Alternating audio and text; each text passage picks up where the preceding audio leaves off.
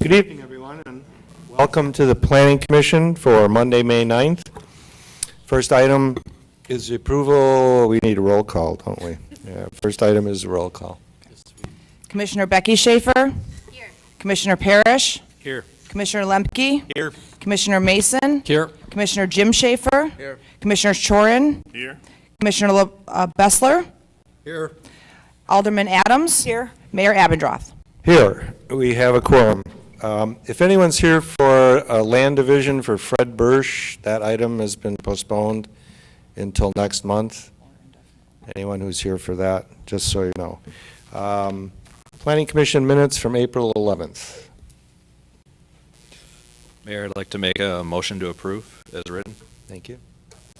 I'll second it. We have a motion and a second. Is there any discussion? Seeing none, all those in favor say aye. Aye. Aye.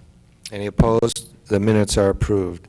We move to the consent agenda. The first item is a public hearing for Brixmore SE1 LLC for Cycle Bar. The applicant is seeking conditional use grant approval to operate an indoor cycling fitness studio for the property located at 11104 North Port Washington Road. This is in the Mequon Pavilions in the old Caribou Coffee spot. So I need a motion to go into public hearing. So moved. Second. Motion and second to go into public hearing. All those in favor say aye. Aye. Any opposed? We are now in public hearing. Is there anyone who wishes to address the commission on this item? Sir?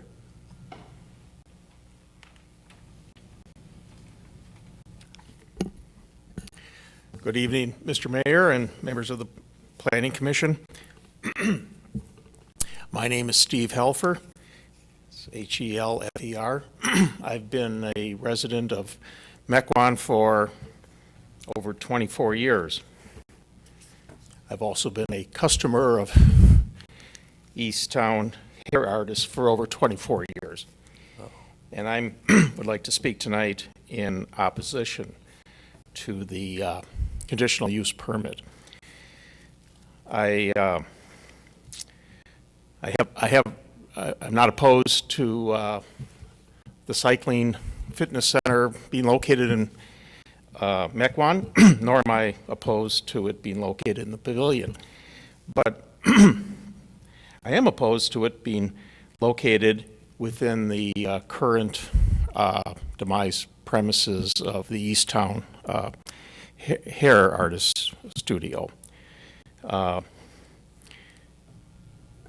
If this is approved, it would help, bring to a close a business that has operated in Mequon for, I think, over 30 years, employs 5 people in addition to the owner. And given the age of the owner, close to retirement, for him to move, he would have to sign a lease, a relatively long-term lease somewhere to remain an existing business enterprise.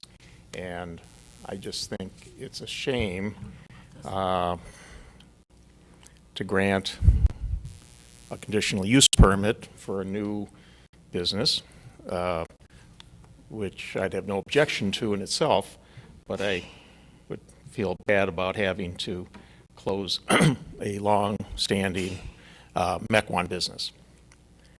So I have no ownership interest. I have no business interest in Easttown Hair other than being a long-term customer. Thank you. Thank you, sir. Just so you know that this is a request from the shopping center. It's not something that the city is doing on its own. So, is there anyone else who wishes to address the commission? I'd like to make a motion to close public hearing. Second. Motion and second to close public hearing. All those in favor say aye. Aye. Aye. Any opposed? Public hearing is now closed. The next item on our consent agenda is Life Homes Incorporated. The applicant is seeking a fill permit approval in excess of 1,000 cubic yards Specific request is for 2,500 cubic yards for the property located at 12813 North Highland Court. And we also have David Kriegel. The applicant is seeking a setback waiver approval for the property located at 5103 West Westfield Road. Does anyone wish to discuss any of these items? I have a question. What's the purpose of the fill? It's to build up the grade around the house. The property is such that in order to get the mound system for the sanitary leading out of the house, they need to raise the fill around the house. And also the presence of groundwater, they wanted to raise the foundation of the house. And the subdivision master grading plan for this subdivision doesn't set specific top of block elevation, so they have some latitude to raise the house up. And so that's the primary reason for the fill. Can I assume that the use of this fill is not going to divert water from the filled property to the adjacent neighbor?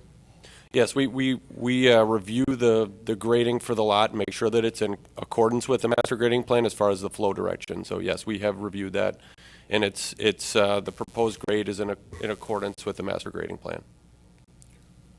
So it's not going to dump water on the neighbor's land? Well, certain portions of the lot already drained towards the neighboring properties, so this will not change that. Isn't this an addition of some sort of garage No, this is a new residential home. for life But homes? since due to the quantity of fill, it's 2,500 cubic Yeah, yards. that's fine. I was asking about the next one.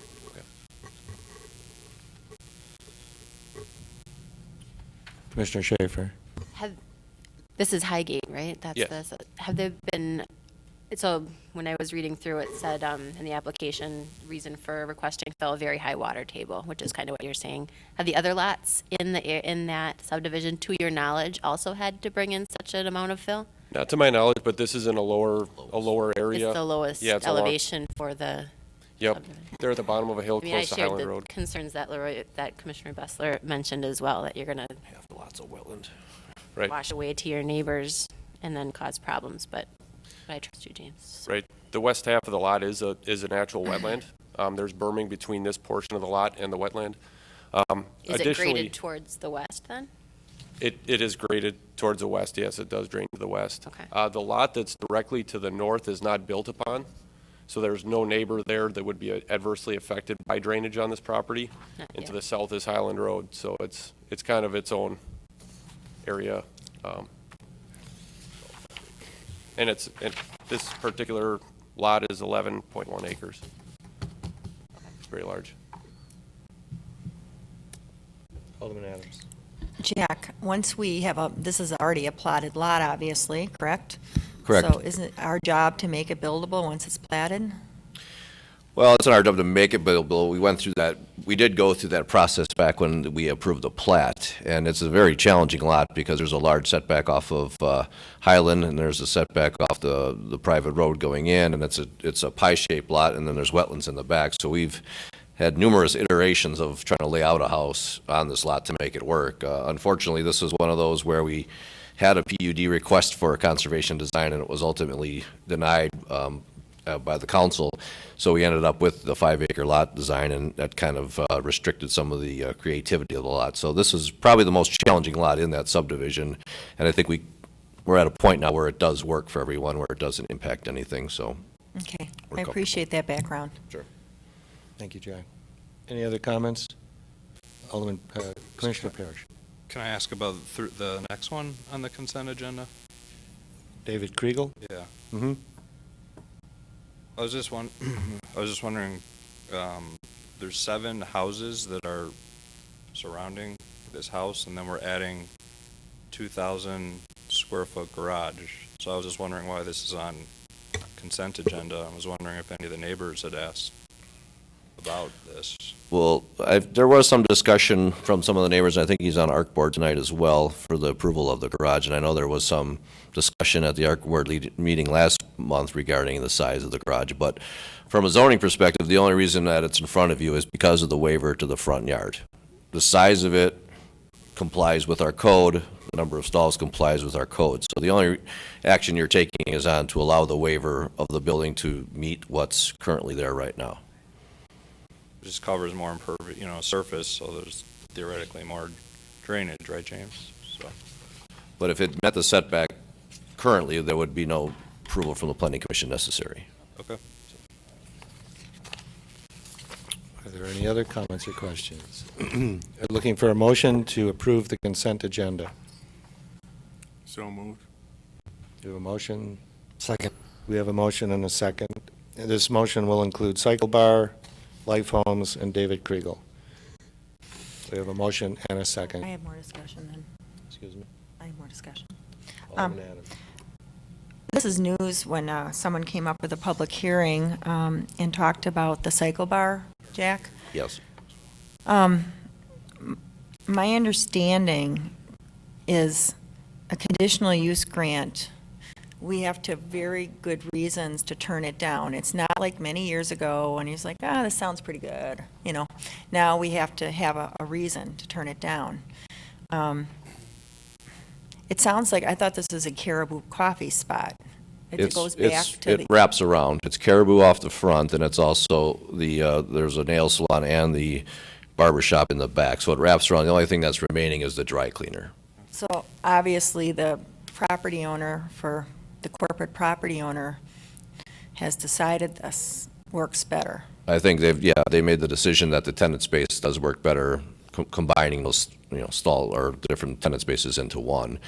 And you're correct, with a conditional use grant, we're looking at findings how to ameliorate the impact of a use on the surrounding properties. So it's not necessarily because we're having where the owner's removing a tenant, that's not really a conditional use grant finding. We're looking at things like traffic and noise and other issues that may cause an impact of the use on the surrounding properties, not necessarily what occurs to the tenants within the property. It's more like what it affects the property owners around it, not within its own. Yes, the surrounding space. value, the surrounding general welfare of the surrounding properties. So to make a decision based on what we heard tonight wouldn't probably hold up in court. I don't think it would meet the conditional use grant findings. That's what I thought. Yeah. And that's not our decision to make. That's the property owner's decision to make. Correct. Who they lease to. Yeah, I mean, on the good side, I think people will like to see something back, because that's a very visible corner, and that coffee shop's been open for a while. And I know the residents in Mequon, like that Pick and Save, the old Pick and Save is driving everyone crazy, just seeing that nice, beautiful property with nothing there. It's kind of the same thing on that corner. It's good to see a use. But I don't think we can turn it down for that purpose. I don't believe so. Okay, thank you. Any other comments? All those in favor? Alderman Schaefer. Sorry, Sorry, I was just Commissioner going to Schaefer. thank the guy who came to speak, because I do think that, I'm not in commercial property management, so I talk a little out of turn, but I think I hurt for that business. So thank you for coming on their behalf. I think it's clear, though, that we're not able to make a decision based on that.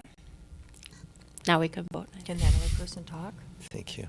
Or is it We have a too late? motion on the floor. All those in favor say aye. Aye. Is there any opposed? The consent agenda is approved. Moving on to regular business. Can we take both of these together, Jack? We should probably take them separately.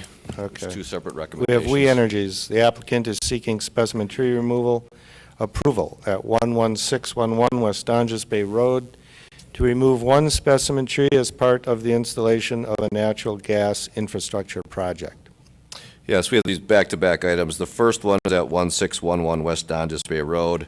There is a specimen tree on this premises. The city forester did go out and review the tree. He felt in this case that the tree had a fairly large split in it, and that there were already some trimmings that were done as part of the We Energies electrical forestry project that has made the tree not necessarily worth saving, and he does recommend approval of the removal of the tree with no monetary compensation.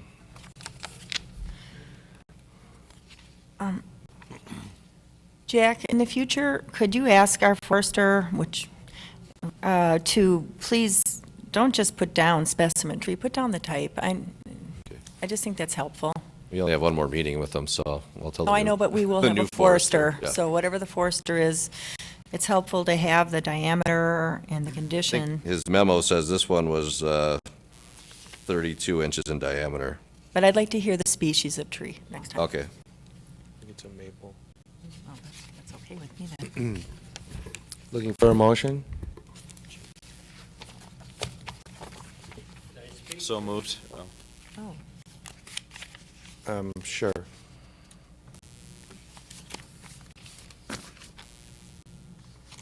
My name is Charles Burdick. We are the owner of those two trees out there. And the one they really made look ugly. And that one we agree has to go with the pipeline.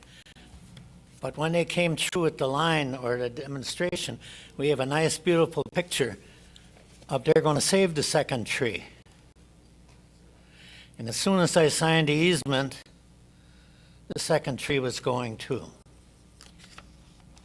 So our dispute is with the second tree that's in front of the farmhouse at 11623. Okay, that's the next item on our agenda.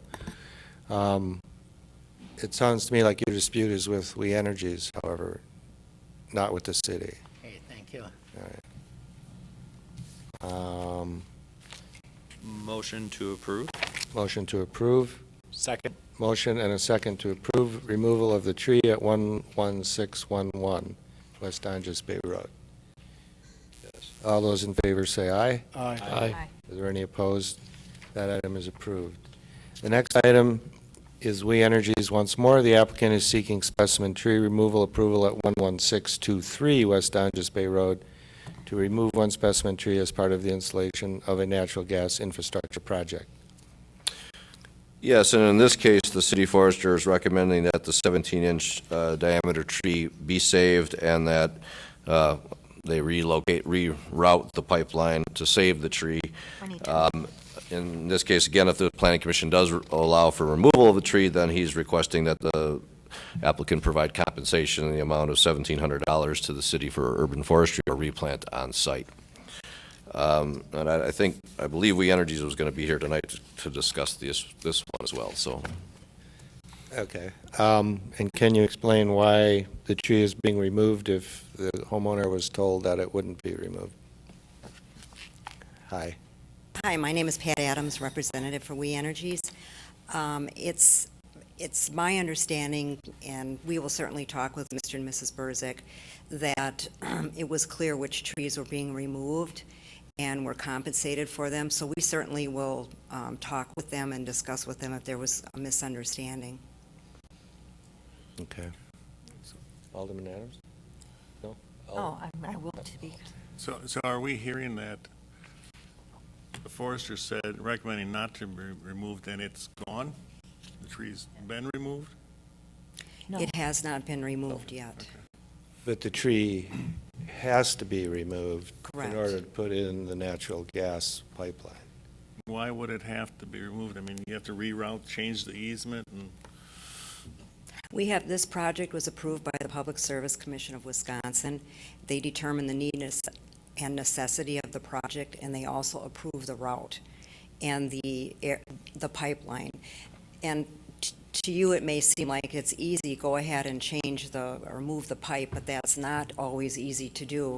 Oftentimes, we do have to get approval to change the route. So that's why, once we receive approval for the route, we typically do not make changes or route around trees and items like that. And it is a large-size pipe. We do have somebody from construction here, too, who can speak to the difficulties in doing that. well, educate me. If We Energies got approval of the pipeline, who did they get approval from, and weren't the property owners, wasn't it discussed with them? The projects of this size are submitted to the Public Service Commission of Wisconsin. They review our projects. They determine the need and necessity, and then they issue a certificate of authority authorizing the utility to construct the project. They approve the route. They approve very specifically the project itself. We were working very closely actually with the city of Mequon because part of this route affected the Mequon Nature Preserve.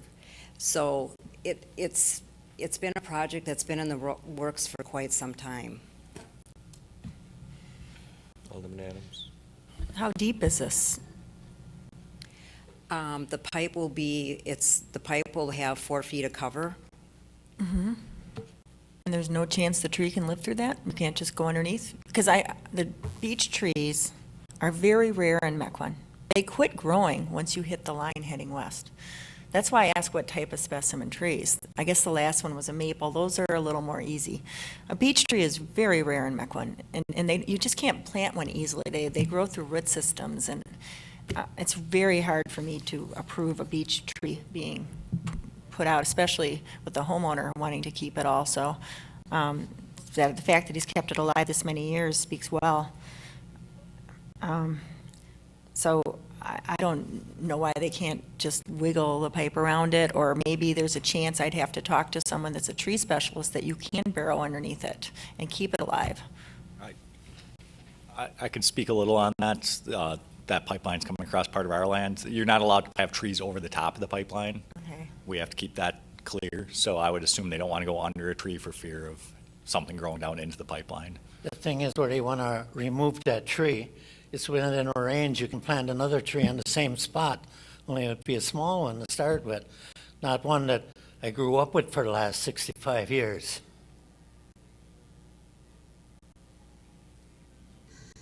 Yeah, I guess I just wanted to introduce myself. My name is Matt Failer. I'm with We Energies. I'm the project manager. I deal with the overall design and construction, and I've been working with Pat as far as the route and at the start of the project with the initial application to the Public Service Commission. I know that we have looked at the trees within the area as far as the route and just the challenges that go along with relocating about 10 miles of an existing line. The trouble that we have with this line is, normally with our gas pipelines, we can easily go underneath trees. We can use a method called directional drilling underneath the trees. But with this one being 24 inches in diameter, it creates a lot more challenges with the equipment, the size of the equipment, and actually the construction. And unfortunately, in this case, from a construction standpoint, it's really difficult to try and use directional drilling technology with the size of the pipe. And that's why we looked at it and thought that it was needed to take down the tree in this case. Unfortunately, the other options that we looked at was going on the north side of the road, and that would actually impact a significant number of trees, compared to where we are looking at installing the pipeline. Right, and we're not here to change the routing of the pipeline. We don't have the authority to do that. The PSC has approved the route of the pipeline. And in order to put the pipeline in, you either have to go under the tree or you take the tree out and you dig a trench, correct? Correct. And you're telling us that you can't bore under the tree for a 24-inch gas line, correct? Yeah, from a construction standpoint, in order to get the depth underneath the tree and the distance, we would have to look at probably directional drilling about 700 or 800 feet within that area, up towards potentially 1,000 feet. Can it be done from a construction standpoint? It can. But from a cost standpoint, we'd be looking at, from our standpoint, we'd be looking at probably well over $100,000 in increased costs in order to save those trees within that area. You said you agreed to an easement, though, that required that tree to stay there, right? That, I guess we'll have to look at It's just, that it's hard specific for us tree to in the. approve something if there's, an easement prohibiting that, so. Yeah, I guess we'll have to meet with Mr. We'll Burzek have to and meet take with a look Mr. at the trees Burzek and because look at that, because we did meet with him beforehand, and I guess I'm trying to picture the specific tree that was identified by Mr. Baker, the forester. But, there were trees that we had agreed that we were going to try and do what we can from a construction standpoint to save, and that there were other trees that unfortunately would have to come down.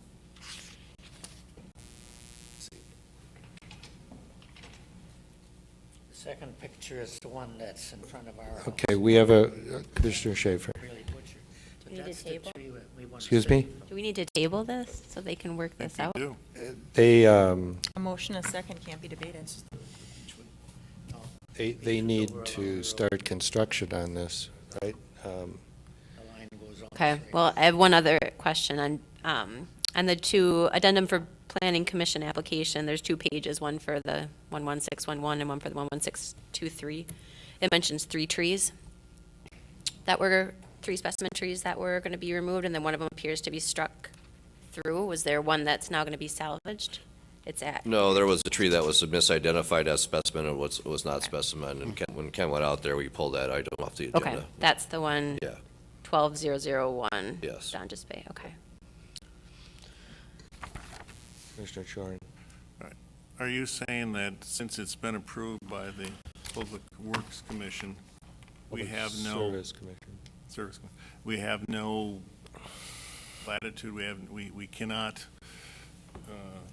deny their route, I mean, in essence, the tree has to go.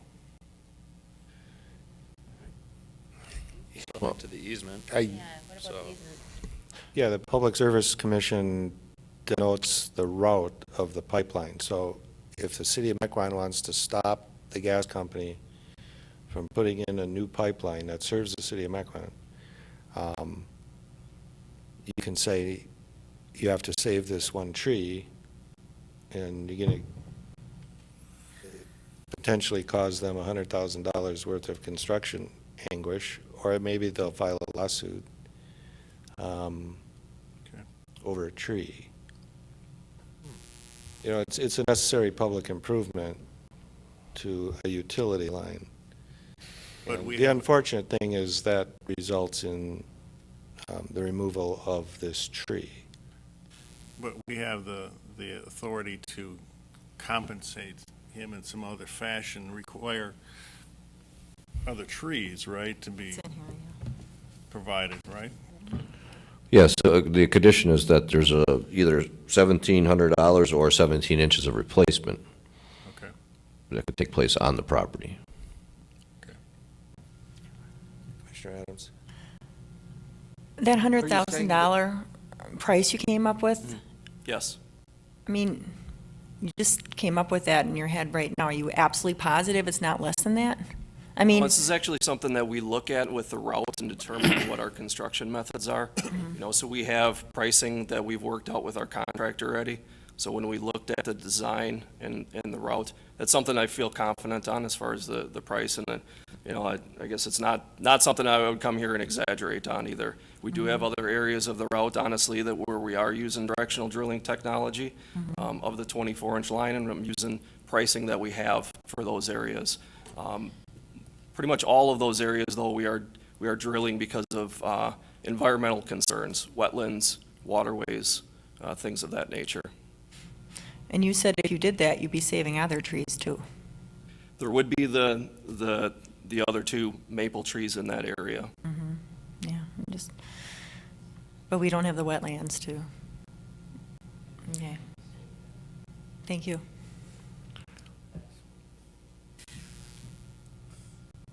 Mr. Schaefer? If you knew that the trees were there, you knew that the owner was not happy with it, why wasn't this taken into consideration when you picked the route? It just seems to me that this is the easiest route for you to take, and that's what you did. Well, I that is- can't support it. Yeah, and that is part of what we look at. Obviously, we have a responsibility to our ratepayers to make sure that we're proposing something that's going to be the best from a cost standpoint. So we did take a look at, both sides of the road. And unfortunately, when you look at the project that we have here, where we're going from Germantown over by 175, over by the Walmart there, on over to 76th Street, just south of County Line Road, we have about 10 miles of pipeline to replace. And unfortunately, we had to make some determinations as far as what the best route was from a design, cost, construction. And unfortunately, this is the proposal that we came up with. One of the other proposals, as Pat mentioned, was actually going through the Mequon Nature Preserve, and that's where the Public Service Commission was actually, proposing that we would replace our pipeline in kind right next to the existing one. We were trying to take a more, friendly approach, honestly, from from an environmental standpoint, the trees, to propose something that was actually going away from where our existing pipeline was, and trying to work with the other residents in the Mequon Nature Preserve within the area. So we really are trying to take a look at what is the best, alternative, for replacing this line, because unfortunately, it is a need for us in our system with the condition of the pipe, and to do something with it. The existing line is about 60 years old, so we've been proposing over the last couple of years this route, and again, was reviewed and approved by the Public Service Commission. I would just add that you said earlier too, to go on the other side of the road, there's a lot more trees. I mean, if you went to the north side of the road on that piece, that's wooded land, you'd be taking out a lot more trees there. Correct. And the reason that this is on Dungeness Bay Road is because We Energies worked with the city to keep it out of the nature preserve. Whereas it would have gone through the nature preserve, it would have damaged a lot more of the environment. And I believe they said they would do directional drilling through the nature preserve, but according to the nature preserve staff, that would have damaged and killed a lot of trees in and of itself. So we are in essence sacrificing a tree and a number of trees for this project. There will be more. Yeah, there'll be more coming in the future. There will be more, but I think in the long run, we're preserving more of the environment by the route that they've chosen. If we don't cooperate with We Energies and the Public Service Commission, then maybe they'll just shove it right through the nature preserve for us, and we won't have a choice. Jack, did you say that there would be a replacement tree provided? Well, there's an option. They can either provide 17 inches of replacement trees on site, or they can donate $1,700 to the city to plant trees within a park or a preserve. That's what our ordinance states. They would be following the ordinance. I know they've questioned whether they need to comply with our ordinance because they're a utility. I did speak to the city attorney, and he feels that they do need to comply with our ordinance. And they can appeal to the Common Council, who has the authority to exempt them from that. My name is Shirley Which they will Bergic. likely do at next month's meeting. Excuse me. Thank you. These trees I'm Shirley Bergic, and these trees are part of my property too. The two trees that we're really concerned about are the big old maples that have been there 100 years, they're estimating. But there's a lot of other trees on our property that will be going too. There's a row between the two houses that you will be taking. There's a grove of evergreen trees to the east of our house that you will be taking. Across the street is an old dilapidated batch of trees that nobody's ever taken care of in the 60 years we've lived there. It's a lot of brush and a lot of broken down stuff. You're going past our property. The open land we have no objection to. Going our front lawn, the farmhouse next door, our grove of evergreen trees, you're taking all those away, and then you're going across the street to more vacant land. Why can't you go through that land across the street with those old trees that nobody has taken care of? They're breaking down. You're coming and taking away the trees that we planted and we've nourished for 60 years. I just don't see the sense to it. And the reason the one in front of our house is split and not doing well is because the electric company came through and chopped a big part out for the wires when we weren't home. They did that without permission too. I think you should look twice at all the trees on our property and consider going across the street a little bit sooner, maybe 2 blocks sooner, and leaving our property alone. The open field, the land, nobody would object to that. And then you're missing all the trees in Council Hills and O'Connell Lane and the like. But what's across from us hasn't been looked at as long as we've been living there, which is over 65 years. I guess the one thing that I will inform you on as far as the property across the street, it's actually an MMSD controlled green seams property, which is something that MMSD protects those areas as far as work on that property. So it's something where we actually did meet with MMSD and talk about construction through that area. And unfortunately, it was something where they would have fought us as far as taking down the trees within that zone. You can actually see it up on the map right there, right across the street. there was a portion there that is controlled by MMSD. One thing too, you came and told us the tree in front of the farmhouse would likely stay there, and you weren't going to cut it down. My husband signed the contract, and then you came back and said, it's got to go. Yeah, and that's something we can talk about, because I would like to look at the specific trees, because from when I met with you previously, there's no additional trees that we would be taking down.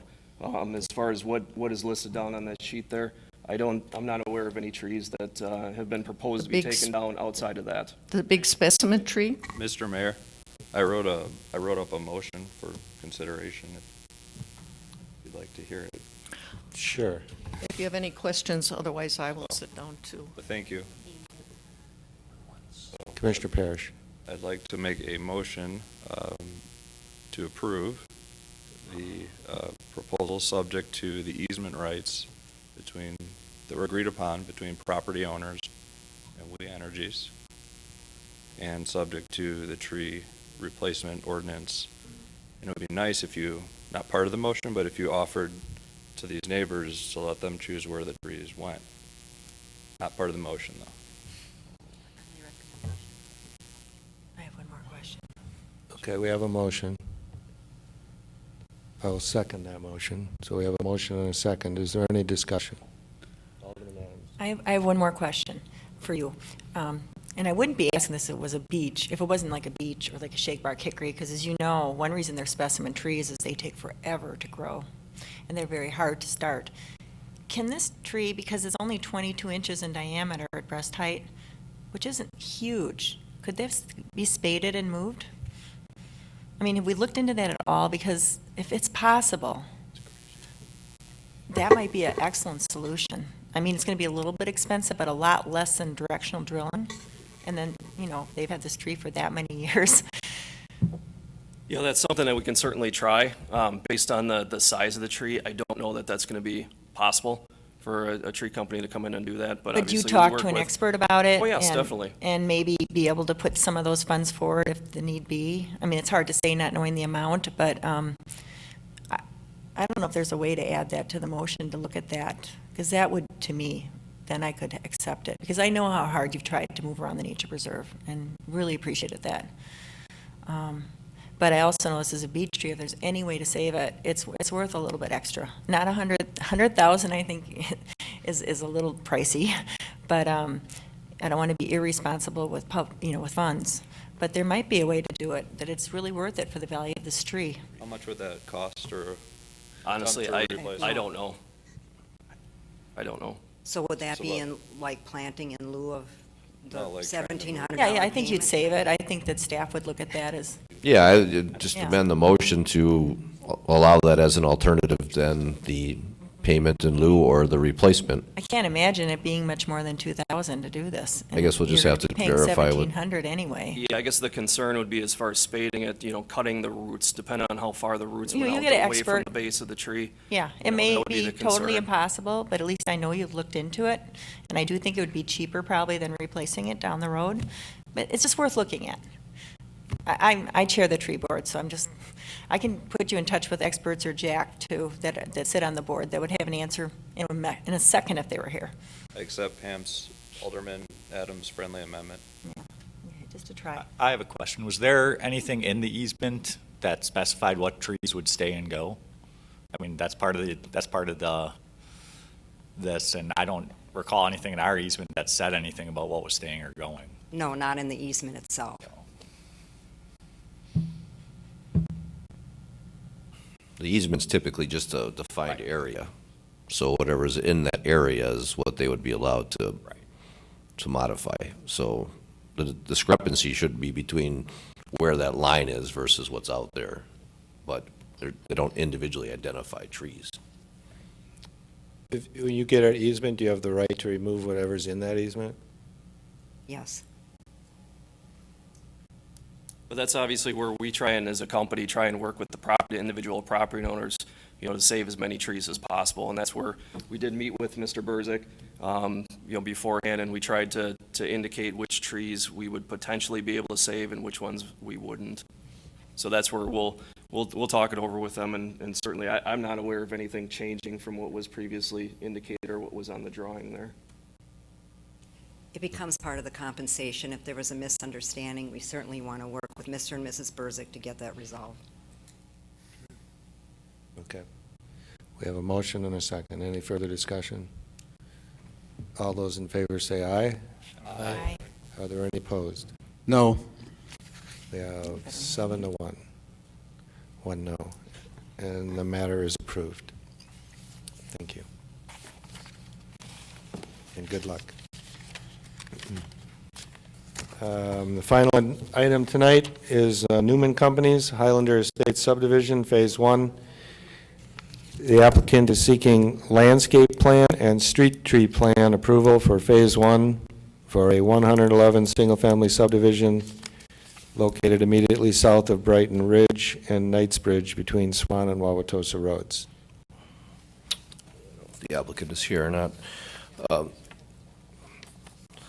This item is in front of you for landscaping plan and street tree plan. I do have a copy of the street tree and landscaping plan in your packet. The tree board did approve the location of all the street trees and species at their meeting. The landscaping plan really deals only with Phase 1 open space areas, which is primarily the landscaping around the entryway signage off of Knightsbridge. There's also some other scattered trees that are located along the perimeter of the subdivision and within the outlots and the cul-de-sac islands. So we would typically would have this on consent, but there was a question whether they were going to ask for some modifications to the timing of the planting of those trees, and it sounds like that request has been removed, so there will be no discussion. We typically require in order to gain final plat that all infrastructure, including trees, are planted at the time prior to being approved for final plat. And there was a discussion whether that might have been modified in this case, but they withdrew their request for that. So we recommend approval according to conditions in the report. Okay, we have one gentleman that wishes to speak, Tim Burley.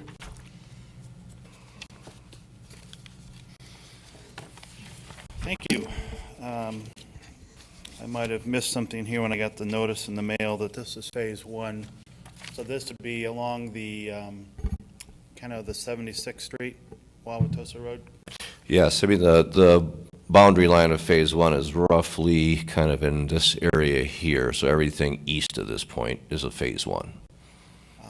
I believe our property backs up, and it looks like it would either be Phase 2 or Phase 3. Probably Phase 3. And I was here before, and I'll probably come back again, but, you know, not dissimilar from the gentleman that was trying to save his tree. I'm trying to save why I bought this lot, and that was the privacy that it offered, and I've been there for 21 years, and I had not seen in a previous drawing any attempt to really build up kind of a natural boundary, a berm, trees, something like that, so that I retain that privacy, as do my fellow neighbors in Section 2 and 3, and 1 for that matter. So I just don't know where the right forum is to make sure that, you know, somebody listens to our concerns as homeowners along this property. I don't oppose the property. I just want to make sure that there's due consideration for some privacy concerns. I would say that the time for that review will be when landscaping plans are submitted for that Phase 3. Just a little from memory from the open space plan that was approved, which is the entire open space concept plan. We did have a discussion about potentially some screening along the area back kind of up in this area. There's a wetland right in this area, so the road actually kind of goes north and then kind of comes back down. The commission did add a requirement to the open space plan that additional trees would be provided in this area between the lots that are noted on the plat, the preliminary plat for the Highlander Estates. We'd be about two houses just west of where that land does dip down. At this point, we haven't had, the commission did not require or request any other landscaping in that area. If the developer chooses to, as he did with this phase, we'll be more than happy that they put additional screening there. Our concern at the time of the open space plan approval was that road being so far to the north, there was going to be the potential for headlights kind of shining into some of those neighbors' yards. So we'll be working. This probably won't even happen this year. My guess that phases that'll be next year, but we'll work with the applicant to provide enough screening there to prevent any of that lights from transferring into the neighboring properties. The difficulty is, that's a large, long stretch of land, and we don't require by ordinance buffering between single family to single family. So while the applicant, as a good neighbor, could provide trees scattered throughout that area, we're not going to require, and we haven't required, that a full opaque buffer of trees is required from one end to the other, from one subdivision to another. So There is an open space along the border of the subdivision, correct? correct. The open space minimums, I think, are 50 feet in that area. So between the back of any lot that's created and the property line, there'll be a 50-foot open space area outlot. And up in that area as well, there is a detention pond that'll be going in here, which will actually almost act like a small berm as well, because it will have a little bit of a hump to it as you go to the north. So we have another neighbor in that subdivision that we met with a couple of weeks ago that shares the same concern, and he's more concerned, I think, from the headlight standpoint. So we have been working with him to let him know we would address some of those issues when that phase comes forward. And depending on which way the traffic's going, those headlights would be in our yard too. Yeah, and we're well aware of that, and I think we'll do what we can to work with the developer to mitigate the impact of those lights. You had mentioned 50 feet. I thought it was 80. Am I combining two different numbers? No, the minimum is 50. There may be areas where it's greater than 50. I know that there's the closest we have any lot in this subdivision to a property line is 50, and that may even be in this first phase. I think that's probably up in this area here. Some of these areas, it may be well over 50 feet. So. And where would I find that out? That would be on the approved concept plan, and we also had an approved preliminary plat that was done earlier this year or late last year, and that has the lot dimensions on them as well. Can you provide Mr. Burley with a copy of that? Sure. Yeah. Sure. And then, just because you're not required to do that sort of thing by ordinance doesn't mean that it's not the right thing to do for neighbors that have been backing up against that for a long, long time, and plan to be there for a long time. So sometimes. And we certainly can require that when we do a landscape plan for that area of the subdivision, especially with the road coming close to the northern boundary. All right. So whenever that comes forward, we'll keep that in mind. Thank you. Alderman Adams. That brings up a point that I want to ask you about. So you have 50 to like 80 feet as a buffer with a PUD, which is all owned by the whole community that lives there, correct? Correct. Do we have a definition of what they do? Like, what keeps a neighbor from mowing right to the property line, even though it's neighborhood property? I mean, how are we defining they use their property? Well, typically when we get a final plat approved, we'll have, remember when we did our rural subdivisions, we had the stewardship plan that defined all the types of things that could occur in the outlots. I don't think for these we'll take it to that level, but we have an open space plan, which was in front of the commission once before, and that'll be ratified in a document once the final plat's approved that dictates what will be done in those open space areas. And if I recall, majority of the open space areas here will be more of a no-mow, natural grass. And we'll enforce that. Yes, if somebody goes in there and cuts it, manicured lawn all the way to the property line, then we can say, no, you're not in compliance with your open space plan. You'll have to restore that back to the. That's not their property. They can't cut that. Well, I think these things need to be defined very clearly. I know it's not their property, but, you just want to define it clearly and be able to enforce. And I have another question. Mm-hmm. Now, first of all, I want to say the street tree plan, the tree board worked really well with developers. They came back once with our suggestions, and it was a really good meeting of the minds. I think appreciated input on both sides, so I'm fine with the street tree plan, because there's real experts on this tree board. But it came up, what's the rest? We're also approving their landscaping plan, right, for their signage and entrances and their ponds, what type of grasses go around it and things. Correct. Do you have that double-checked by anybody that's a professional? Like we do with businesses, like on roads, we have a professional look at their landscape plans? We do send it to Terry Higgins for a larger plan. If it's a smaller plan, then we typically will just do it in-house. So you did this one in-house? Correct. Well, the reason I bring it up, and I don't have a problem with it tonight, is the tree board couldn't help but look at a few things like, oh, look at these grasses and things, and they took their suggestions.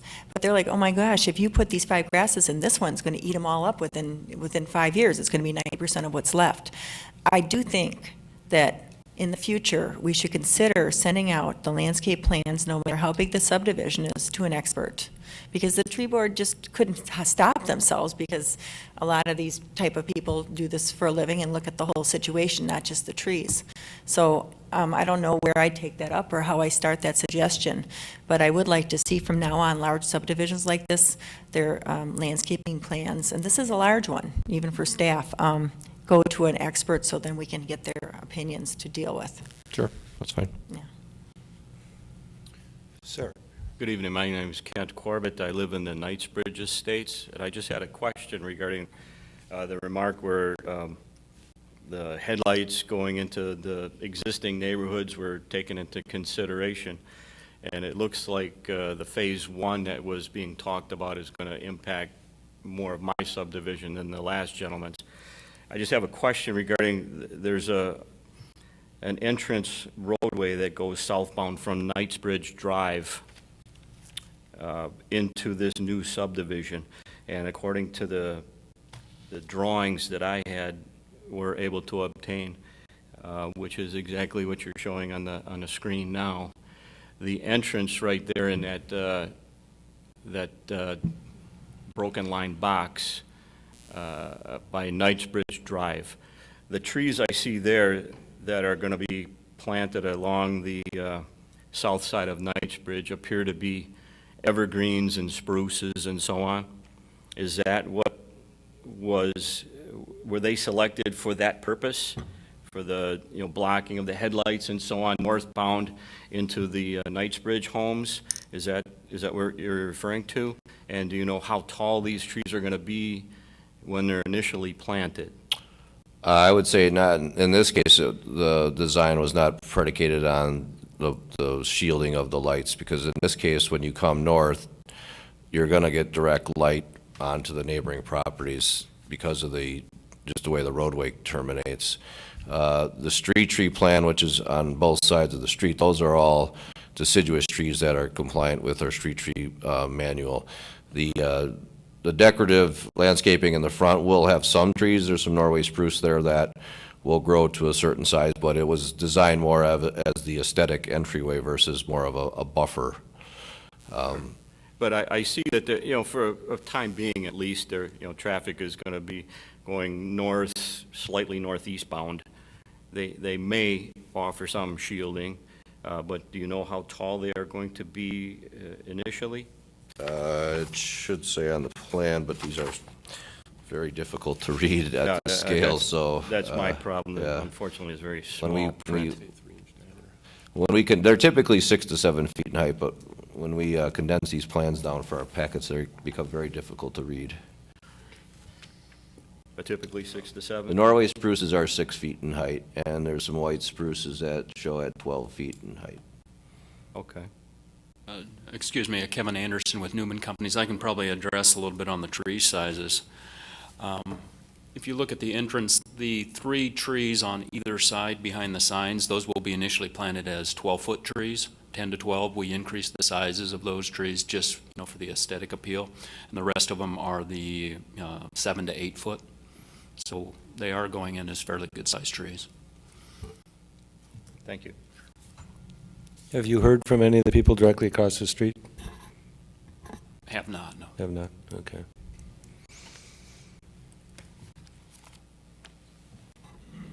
I think there's another gentleman who wishes to speak. Go ahead, sir. Sorry, I got here a couple minutes late. I didn't get a chance to sign up.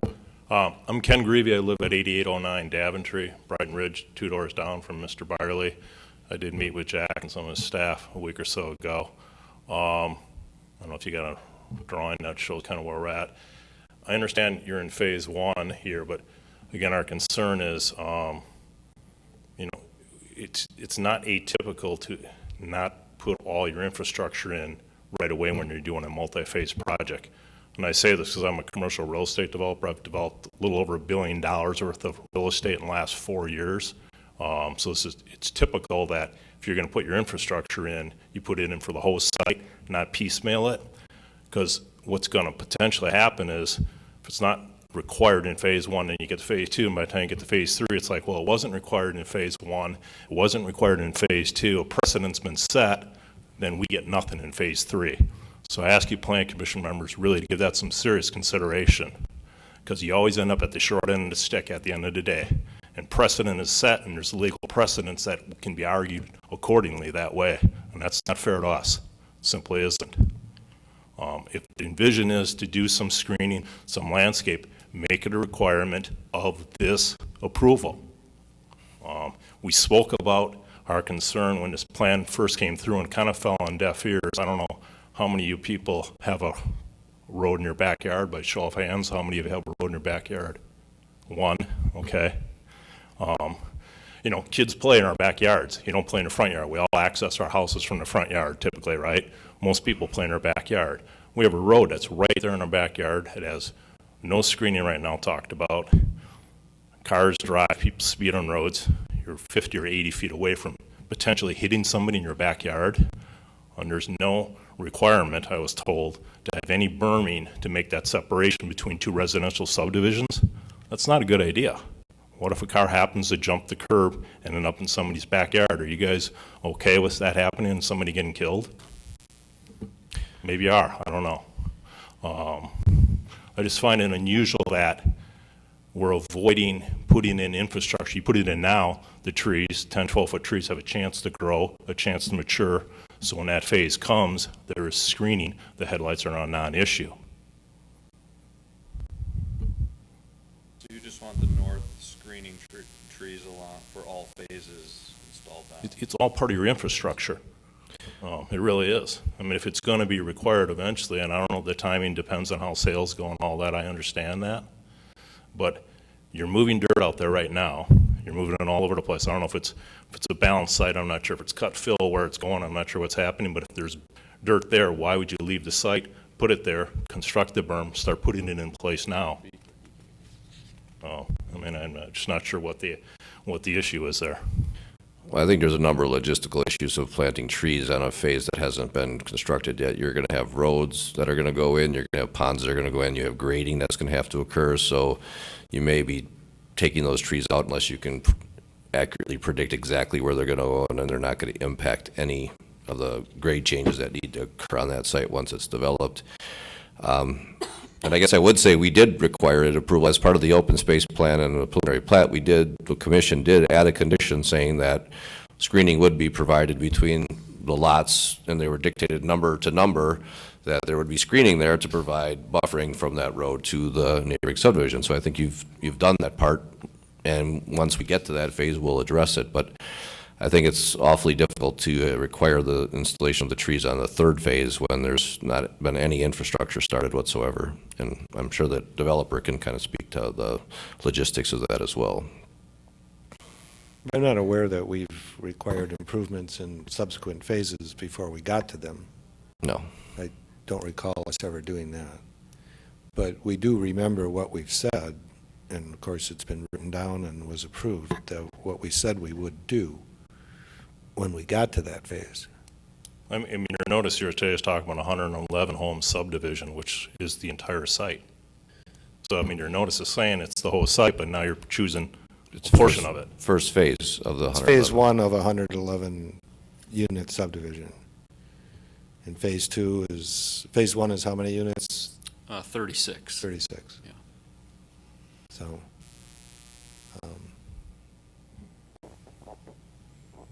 we're not going to forget this. We will not forget this. Just put it in your motion then, as part of the approval, that it's going to happen, that we have some guarantees that there's going to be berming and there's going to be screening in the third phase. I don't think we said there'd be berming. There never was a motion regarding berming, and we've met with Mr. Greavy for quite a considerable amount of time. We've kind of talked some of the engineering issues with related to berms. There's going to be a pond there as well, so it's going to be difficult to get a berm between the pond and the property line. You know, I'm sure the applicant, if it works for them to provide some berming back there with fill that's available on site, I would assume they would be happy to do it, but it's got to comply with the drainage plan and the grading plan. So, and you did put it as a condition for the preliminary plat, which encompasses the entire development. What we have tonight in front of us is only phase 1, so I'm not sure how a condition would read on a subsequent phase when we're approving the landscaping plan for phase 1. And if this were not a planned unit development, the lots in the subdivision would go right up to the neighboring property lots, and there would be no screening. But that's a lot, that's not a road. There's a big difference in looking in somebody's backyard and looking at a road. Well, in this case, the road would probably be there regardless of whether it was a PUD or not, because of the fact that there's a wetland there that constricts the site. That road would be there regardless of whether it was or not. So you'd probably still be in the same circumstance. And we'd probably require screening of that road, regardless. Yep. But, okay. We don't have a motion, do we? No. We have a motion. Motion to approve. Second. Motion and a second to approve landscape and street tree plan for phase 1. Commissioner Schaefer? No. Just saying phase 1. Just for phase 1. Any further discussion? All those in favor say aye. Aye. Aye. Are there any opposed? That motion carries. We have no announcements, and we have a motion to adjourn. So, second. Motion and a second to adjourn. All those in favor say aye. Aye. Any opposed? We are adjourned. Thank you.